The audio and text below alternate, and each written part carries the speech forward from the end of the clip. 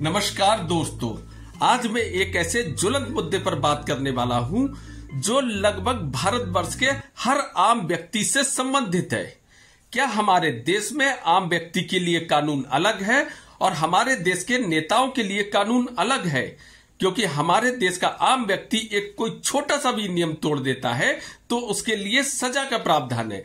वहीं हमारे देश के नेता पल पल में कानून तोड़ते हैं, पल पल में कानून का मखौल उड़ाते हैं, लेकिन उनसे कोई कुछ पूछने वाला नहीं है। हमारे देश के नेता आम व्यक्ति के सर पर चढ़कर सत्ता की मलाई चख रहे हैं। हमारे देश की स्थिति ये हो चुकी है कि हमारे देश में संसद में बैठे लगभग 43% सांसद आपराधिक प्रवृत्ति के हैं, जो आम व्यक्ति की लड़ाई का दिखावा करते हैं। हमारे देश के नेताओं ने 78 साल से गरीबी हटाओ जैसे नारे के जरिए आम व्यक्ति को मूर्ख बनाया है, आम व्यक्ति के अधिकारों को कुचला है। वहीं हमारे देश में नेता लोग जेल से चुनाव लड़ रहे हैं, जेल से सरकारें चलाई जा रही हैं। तो आज के वीडियो मेरा बनाने का यही मकसद है कि मैं आम जनता और हमारे देश के नेताओं में अंतर दिखा सकूं। मेरा पूरा वीडियो आप जरूर देख लेना। इन नेताओं की असलियत खोल के रख दूंगा कि हमारे देश के नेता लोग किस तरीके से एक आम व्यक्ति को मूर्ख बना रहे हैं और हमारे देश की जनता इतनी भोली भाली है, इन नेताओं के लिए अपनी जान तक निछावर कर देती है। लेकिन फिर भी हमारे देश के नेता आम पब्लिक के सगे नहीं हैं। वो केवल और केवल अपने लिए काम करते हैं, कोई जनता के लिए काम नहीं करते हैं। वो एक तरीके से बिजनेस कर रहे हैं। तो यही सब जानने के लिए बने रहिए वीडियो के अंत तक। तो शुरू करते हैं अपनी वीडियो।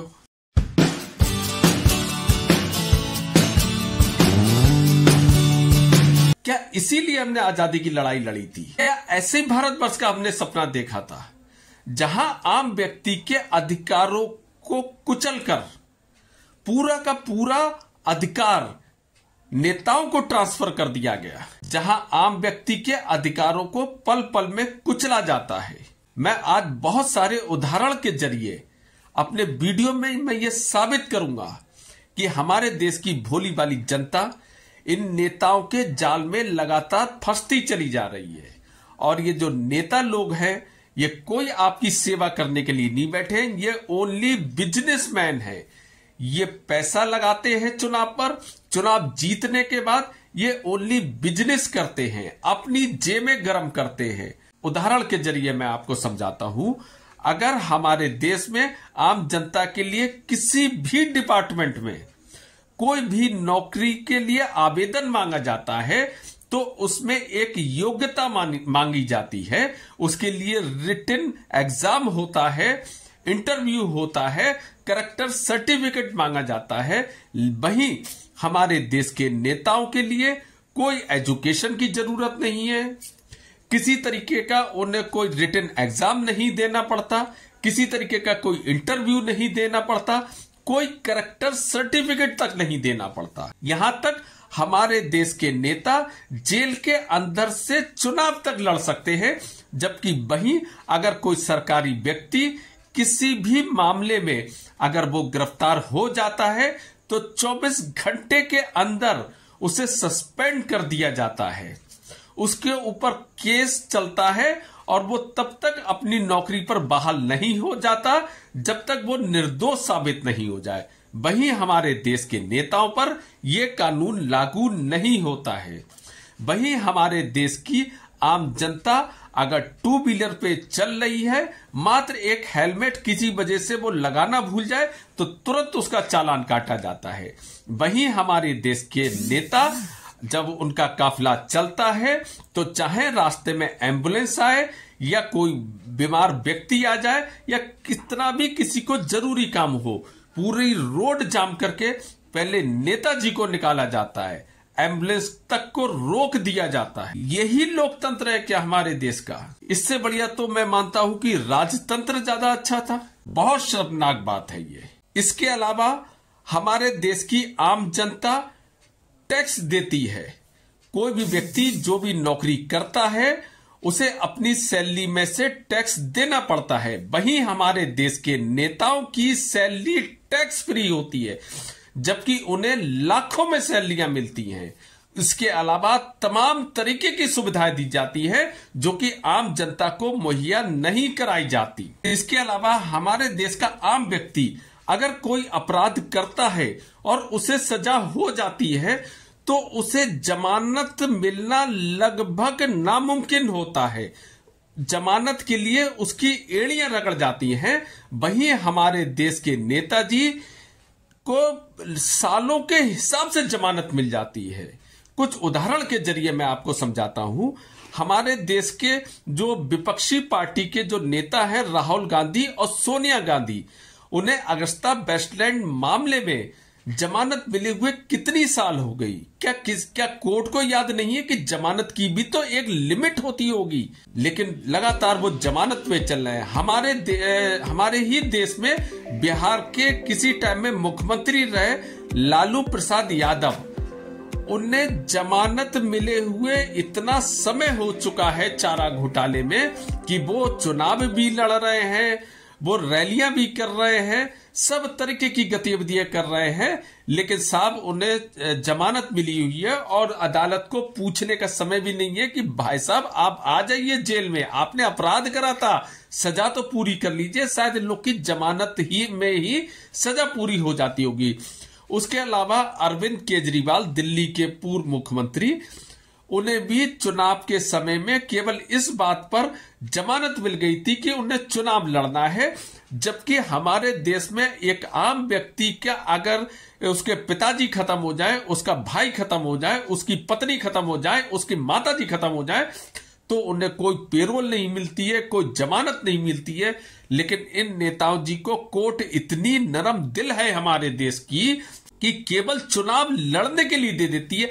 किस बात के लिए कानून एक सा, किस बात के लिए कानून कही जाती कि ये सबको एक दृष्टि से देखता है, चाहे छोटा हो चाहे बड़ा हो। और अरविंद केजरीवाल को जमानत मिले हुए कितना समय हो गया?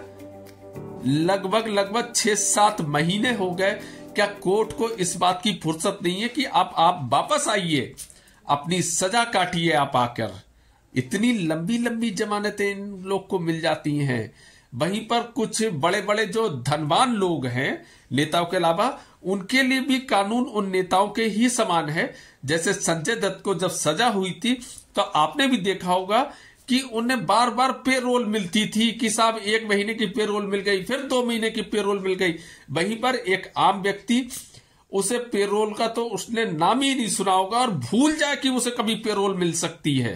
ये लोकतंत्र है, इसे हम लोकतंत्र कहते हैं। भाई साहब ये लोकतंत्र नहीं है, ये इनडायरेक्ट में राजतंत्र है, जहां पर केवल और केवल अधिकार धूर्त लोगों को, इन भ्रष्टाचारी नेताओं लोगों के पास आकर सीमित हो गया है, जो कि झूठे वादों के साथ में जनता को गुमराह करते हैं। एक मैं आपको उदाहरण लेटेस्ट देता हूं, क्योंकि बिहार में इस समय चुनाव चल रहे हैं। बिहार की ही एक विधानसभा सीट है जिस पर 2 बाहुबली, जिसमें बहुत सारे आपराधिक केस चल रहे हैं, जिसमें एक नाम है अनंत सिंह का और दूसरा नाम है सूरज भान, जिनकी पत्नी लड़ रही है। अनंत सिंह इस समय जेल में बंद हैं और जेल में से चुनाव लड़ा जा रहा है। यह कानून का मजाक है। दूसरे जो सूरज भान है वो भी कोई दूध के धुले हुए व्यक्ति नहीं है। जो अनंत सिंह है वो जेडीयू प्रत्याशी है और जो सूरज भान है वो आरजेडी के प्रत्याशी हैं, उनकी पत्नी। तो भाई साहब इन नेताओं से पूछना चाहिए कि तुम ऐसे आपराधिक प्रवृत्ति के व्यक्तियों को टिकट तुमने क्यों दिया? क्या चुनाव आयोग का कोई कर्तव्य नहीं बनता कि इन नेताओं को टिकट नहीं मिल सकता? क्या हमारे देश की न्यायपालिका की जिम्मेदारी नहीं है, जिस पर कोई भी आपराधिक केस दर्ज है, जिसे सजा हो चुकी है, वो चुनाव नहीं लड़ सकता? जब आम व्यक्ति को उस अधिकार का पालन करना पड़ता है तो हमारे देश के नेता लोग इन कानूनों का मजाक कैसे उड़ाते हैं? फिर हम कैसे कह सकते हैं कि हमारे देश का कानून एक है? जब मैं छोटा था तो मैं कानून जो बना होता है, जो एक मूर्ति थी उस पे काली पट्टी बंधी होती थी। तो एक बार मैंने अपने पिताजी से सवाल करा कि पिताजी मुझे ये बताइए कि इस जो स्टैचू है इसके आंख पे पट्टी क्यों बंधी है? तो उन्होंने कहा था, बेटा ये पट्टी इसलिए बंधी है क्योंकि ये अमीर और गरीब में कोई फर्क नहीं करती, ये छोटे बड़े में कोई फर्क नहीं करती है। लेकिन आज इसका मतलब बदल चुका है, ये अंधा कानून है, ये एक सा काम नहीं करती, ये बड़े लोगों के लिए आंखें बंद कर लेती है। लेकिन इसके अलावा अभी जब लास्ट टाइम जो पंजाब के चुनाव हुए थे उसमें एक अमृतपाल नाम का व्यक्ति था, आम आदमी पार्टी की तरफ से टिकट दिया गया था और जिस पर ऐसी धाराएं लगी थी जो आतंकवादी लोगों पर लगाई जाती है, यानी उसे आतंकवादी घोषित किया गया था। वो जेल के अंदर से चुनाव लड़ा और अपना चुनाव जीता। यानी अब हमारे देश में आतंकवादी भी चुनाव लड़ सकते हैं और जीत सकते हैं। तो आम जनता कैसे सुरक्षित रह सकती है, कैसे इनसे उम्मीदें कर सकती है कि ये हमारे लिए कुछ करेंगे? हमारे देश के नेता जो है उनका केवल और केवल ध्यान सिर्फ अपने चुनावों पर रहता है। कभी इस प्रदेश में चुनाव तो कभी उस प्रदेश में चुनाव, कभी यहां पर रैली कभी वहां पर रैली, और बस चुनाव जीतने के बाद केवल सत्ता की मलाई खाना है। आज भी हमारे देश में लोग हैं जो कुपोषण के शिकार हैं, जिन्हें 2 जून की रोटी तक नहीं मिल पाती, जो बहुत सारे युवा बेरोजगार हैं हमारे देश में। आज भी हर डिपार्टमेंट में संविदा पर लोग रखे जा रहे हैं, तो इन नेताओं को संविदा पे क्यों नहीं रखा जा सकता? जब वो काम करे तो आगे उनकी नौकरी चलती रहे, जिस दिन वो काम नहीं करे तो उन्हें हटा दिया जाए। लेकिन नहीं, जितने भी जो सरकारी विभाग है उनमें नई नियुक्ति कोई नहीं की जा रही है, केवल और केवल उनके पैसे बचाकर संविदा पे लोगों को रखा जा रहा है, बहुत कम सैलरी दी जा रही है और जो ये पैसा बच रहा है वो नेताओं के पेट के अंदर घुस रहा है।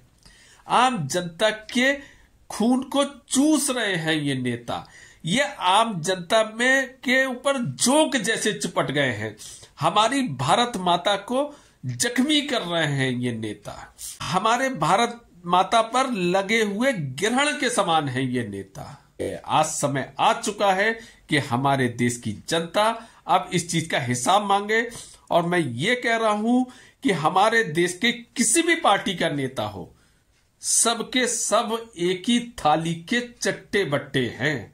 अगर आप कहें कि ये पार्टी नहीं, ये पार्टी अच्छी है, ये नहीं, तो सबके सब मिले हुए हैं। बाकी आप क्या सोचते हैं, आपकी क्या समझ है? आप प्लीज कमेंट्स बॉक्स में जरूर बताना, क्योंकि आपकी राय भी मायने रखती है।